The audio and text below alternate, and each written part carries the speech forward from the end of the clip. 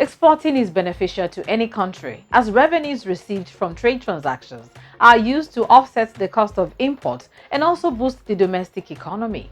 Exports contribute to the gross domestic product while promoting monetary movement, adding to industrial growth and generating employment. It's a no-brainer, therefore, that the Central Bank of Nigeria, concerned about the volatility of the international oil market and the determination of the advanced economies to gradually phase out the use of fossil fuel, is giving every support it can to the development of non-oil export in Nigeria and bringing back the good old days when revenues from non-oil export was the economic mainstay of the country. Today on the program, we continue with the highlights of the third CBN biannual RT200 non-oil export summit, which held at the Lagos Continental Hotel last week. But that's in a moment. Stay with us. Oh, I see. Just hold on. In that case, let me call out my PIN. It is 41. Uncle, please stop. Stop what? You're giving someone else your personal identification number PIN? Not someone else. It's from my bank. Please hang up, Uncle. That's a fraudster. That's not true. But they call out my full name.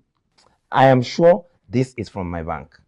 Uncle, no bank is ever going to call you to ask for your personal identification number PIN, your mobile banking password, or your card verification code, CVC. But it sounded so genuine. Yes. Hackers and fraudsters always sound genuine. But please, Uncle, don't fall for their bait. Don't respond to any phony emails, text message, SMS, and don't click on any link you're not sure of. Even if they call your date of birth or your BVN, don't give them your security details. If you suspect any issue with your account, please go to your bank. Oh, I see. This message is from the Central Bank of Nigeria. Appraising the gains of the RT200 FX program and unlocking opportunities in the non-oil exports was the focus of the first panel discussion. In the previous episode, panelists spoke about dedicated non-oil export terminals and shared experiences on lending to participants in the non-oil export ecosystem. Let's continue from there. Now I'll come to Alaji. I'm going to ask you a familiar question. Because I know that not all your rebates have been paid recently. You're out of what you submitted. That I'm aware. So, the complaints about not receiving rebate for qualifying export commodities. What is your advice to CBN to improve this? Thank you very much, sir. My sincere appeal goes to His Excellency, the CBN Governor. The first time when we came for this RT's 200 billion, it did something very fantastic, sir. You appealed, you called some people, brothers and friends, especially the custom and the MPA. Today I can tell you for that your data appeal, I think you need to do more of it. Today, the collaboration between the two of them has made the export business very easy for us. The export dedicated terminals and all those things were very good. But on the policies, especially this rebate issue, the rebate is a very good, well-intended policy. But excluding the primary product exporters, is going to make more indigenous Nigerians as slaves in the hands of the foreigners. Because those are the people that are not being opportuned, one, to get the anchor borers fund to increase production, which will have helped, especially in cocoa, cashew, and sesame seed. That will have spring up the industrial revolution we are looking at. If we look at the system of the Nigerian Export Promotion Council, the EEG, Export Expansion Grant, where there is a threshold for everybody. If you're a primary product exporter, you have what you take. If you're a finished or semi-processed, you have what to take. I think that will help. Because as it is now, the gap is going to become wider between the people that are doing primary product and the semi-processed and finished, processed products. I'm saying this because it's going to create a very big gap at the end of the day. My appeal is if we can look at that program again, it will help and it will reduce the gap between the finished product people and the processors and the primary product exporters, so that they can also grow into processing. This is the part I've taken before. Today, we are the largest processor of cocoa in Nigeria, because we started from the primary product export to this level, and progressively we've grown to this level. I think if we give more Nigerians this opportunity, they will also get there in no time. Thank you, sir. Thank you, Alhaji. You notice the governor was taking notes, so I'm sure that this will be looked into. Okay, quickly, BOI. Let's hear from you. What's BOI doing to promote funding for value chain operations? Well, BOI, from day one, we're a mandated institution. The purpose of BOI is to support the industrial sector of the economy. And that we do by providing funding across the chains, especially in value-adding areas, agro-processing, solid mineral processing, manufacturing, light manufacturing, etc. So from day one, that has been a mandate. So BOI actually, before the RT200, what the RT200 is trying to push is to support people into manufacturing for export. But what we're doing is to support manufacturing in the local industry. And of course, directly or indirectly, when you support manufacturing locally, what you are doing indirectly is that you're actually addressing importation. And of course, if you support local production, you are developing skills internally and developing entrepreneurship internally. And that's what we've done in the last 63 years. And that's what we're going to do. In the last 5 years, we've disbursed more than 1.5 trillion naira across industry, working with partners like commercial banks, like the CBN, and all other partners to ensure we can provide funding to the industrial sector at sub-commercial market rates. So for instance, in funding equipment which are required for manufacturing, either at the small scale or large scale or medium scale, we do that at 10% per annum. And we also have a fairly long tenure. We can give you money for up to 5 years or 6 years, and we do not just support you by providing funding. We work with you to develop capacity, and if there are challenges along the way, we come back and discuss some restructuring to ensure that the business actually survives. And that is what the bank has done in the last 3 years. So we continue to do that. Some people we've supported are actually exporting. Majority are doing that informally. So with RT200, what we're not doing is how to educate those people who export informally to make it formal, because of the benefits associated with RT200. And we're also trying to see how we can also provide funding for those directly involved in export businesses. But generally, as a mandate, we focus on value addition, and it aligns with RT200 objective. Thank you. Yeah, thank you very much. It's good to know what you've been doing in 63 years, but we also commend you for what you've done, but we need to be more intentional.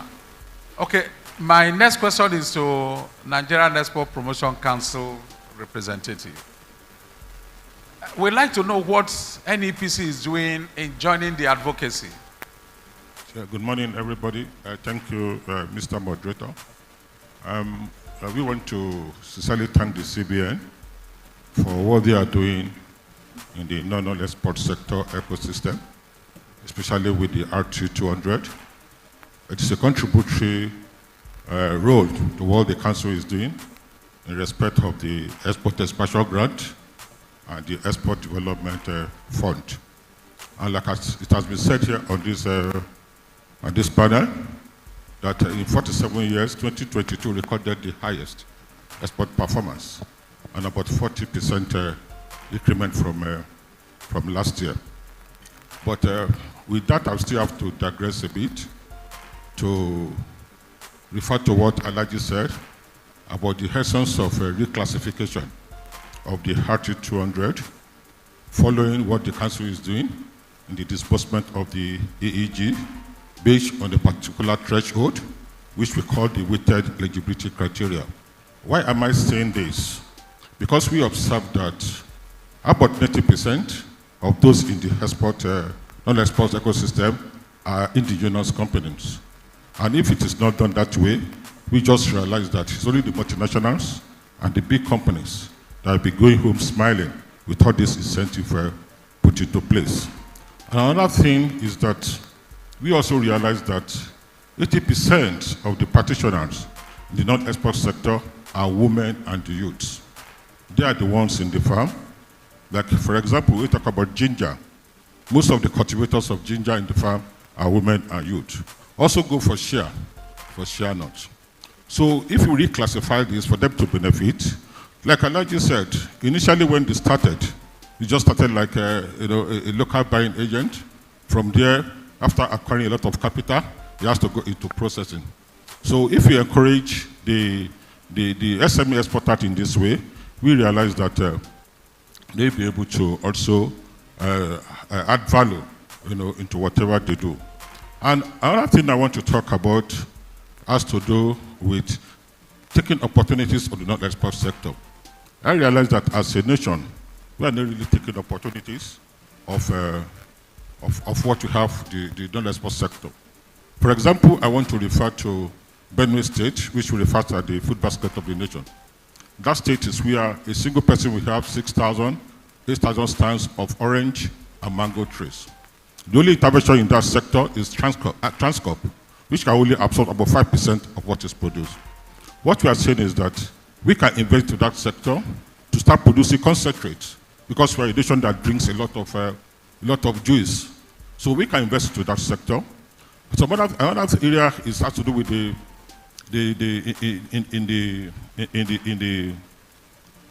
ginger subsector too.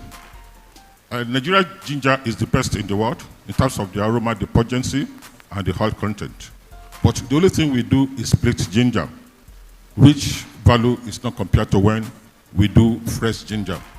Now, in the production zone, which is the Kaduna State, there is no washing center or refrigerated facility for us to do fresh ginger.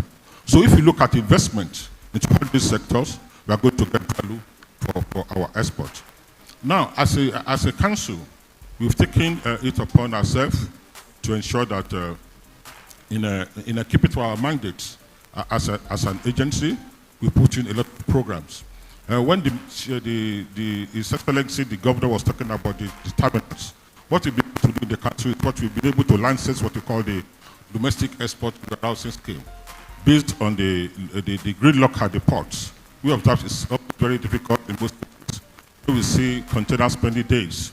So what we've been able to do is to license some operators to have domestic export warehouse. And in that center, what we do is that we have aggregators that buy off from farmers. And with that, farmers are sure of a market for their products. They buy off from farmers and process for export. And the center is going to be a bonded warehouse. Once goods are there, we have all the agencies there, custom will be there, quarantine will be there, FFIS will be there. So all that has to be done in respect of certifying export products for quality will be done there. And once goods are loaded there, it is good as not be checked until it gets to the ship. Thank you. Okay, thank you very much. Your interventions are noted, but it's also important for us to challenge the council to see that in every state of the country, if we can create something like a competitive arrangement between them, where we can see not less than 4 exportable items per state. And we can have bigger ceremonies where we recognize outstanding states. So I think NEPC should be forefront in terms of the advocacy. I think we now throw the questions open to the audience. Good afternoon, ladies and gentlemen. My name is Taiwo Ayuade, Deputy Managing Director of Plantation Industries, processor in Akure, processor of cocoa beans into cocoa butter, cocoa liquor, cocoa powder, and cocoa cake. My question is, we want to ask the CBN to see the need or to convince us that we need to have the need to redesign this RT200. Number one, we need to have the list of products to be qualified as value addition. The present case we have, if I must give you feedback, sir, is a case where some of us are running away from the bank like Fidelity, FCMB, that they are not ready to wait, sir. That they are not ready to do rebate for products that are not value addition. While some other bank are say, come, we can do rebate for products that are value addition. Number two, more transparency in the implementation of the rebate payment. As banks transparency. What do you mean transparency? Yes, name and shame. Yes, that's exactly what I'm about to say. Yes. Banks give bank creditors what they feel like. We don't know what exactly they receive from CBN. When we submit claim for 200 million, we may see 100 million or 150 million. They will say some NSP are not being paid by CBN. No further explanation that CBN has not paid some further NSP. This is what I mean by transparency. We will begin to advertise publicly the amount and the names of the companies that benefited for. Thank you, sir. Thank you, sir. That's great, sir. Thank you, sir. Lastly, sir, CBN to constitute interministerial committee to ascertain the existence and operation of the company involved. If you say you add value, there must be machine. So we will advertise for. We will not advertise for last year. For those who benefited for January to March, we will advertise it by next week, so Nigerians will see. Thank you, sir. Thank you, sir.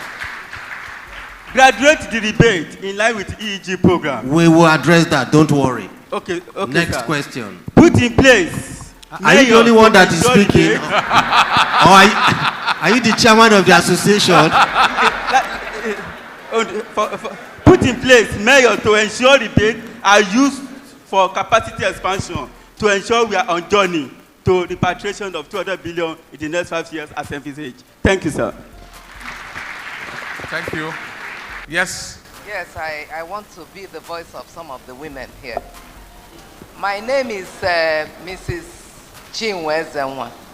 I'm the CEO of Leluk Nigeria Limited. And I have to, first of all, congratulate the governor of Central Bank for this innovative idea. It is an idea whose time has really come. Most of us have been in this industry for over 37 years. I'm a manufacturer of all the bags that is in this hall. And one advice. You should clap for that. One advice and one compliment I have to give to some of the bankers. I would like to start with the Fidelity Bank MD, who, even though I do not bank with her, she made a conscious effort to take us out of Nigeria, to promote our products and seek for market outside. Wow. But I need to chastise the other banks. Thank you, ma'am. Who, in spite of all the monies they get from some of us, they have not made any effort to see how we have grown. But let it be for another day. I'm not going to mention their name. But if I have another opportunity, I will write it in the newspapers. Now, I have one advice to give to the audience. We've been talking about exports. You cannot give what you don't have. Capacity is key.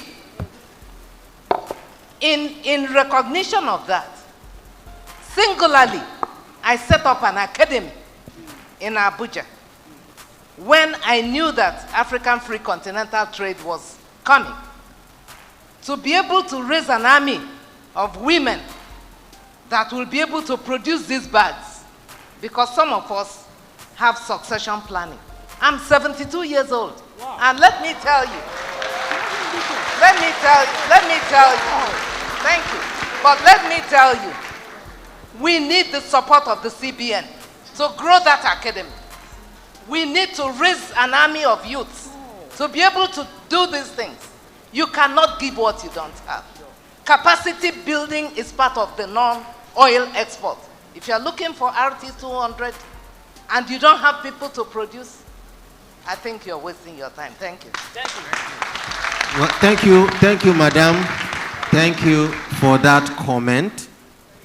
And I will respond. Our Director of Development Finance Department, is he here? Yeah, we will they would contact you because you are very correct. You are telling us you are 72 years old. You are telling us you spent about 37 years in this. It is important that we raise an army of others that will take over from you. We are here. For that reason, the Development Finance Department will contact you and let's think of how to work with you in your academy. But what we plead is this. Let it not be an opportunity where you just want to make money. Let it be an opportunity where we truly want to develop an academy where we will develop people that can learn from your experiences and then grow that sector of the business and then improve on export, because we are here mainly for export today. We'll look at the export potential opportunities in your academy and then we'll work with you. Our director will reach out to you, or you may do a letter to us and I'm sure you will be contacted, okay? Thank you. Yes, thank you, sir. My name is Ademola Oyutuji. I'm the president of Goldmine Multipurpose Cooperative and founder of A Better Nigeria Without Oil and Gas. Okay, go ahead. Just go to your question. You spent 1 minute now telling us who you are. Thank you, sir.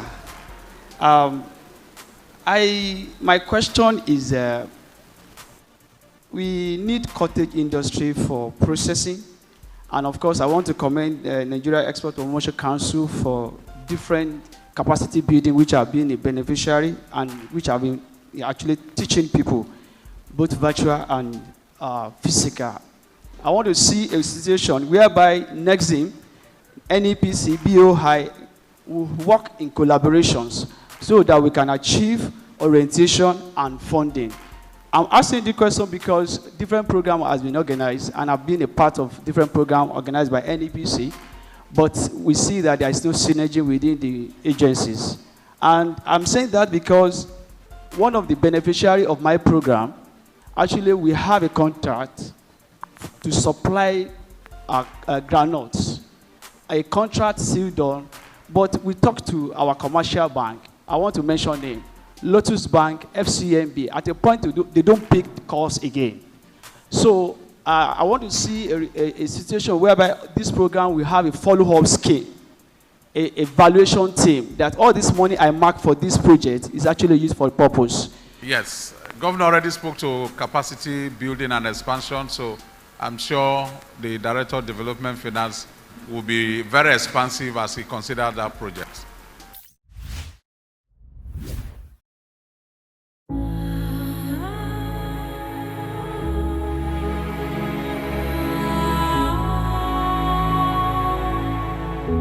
Nigeria is a rich nation of green land, rich resources, countless crops and commodities sufficient to feed and provide a means of livelihood for her teeming population.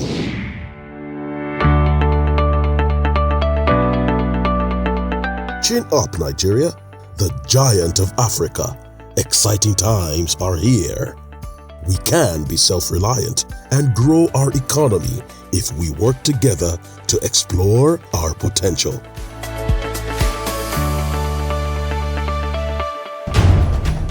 It takes a whole nation. Let us get involved. Buy Nigerian to grow Nigeria.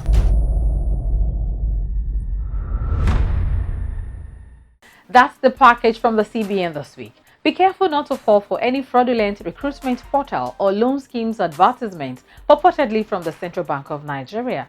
Get your information from trusted sources always.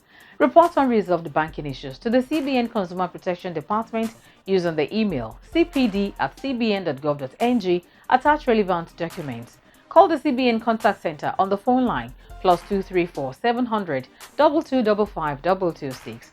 Local call rates may apply.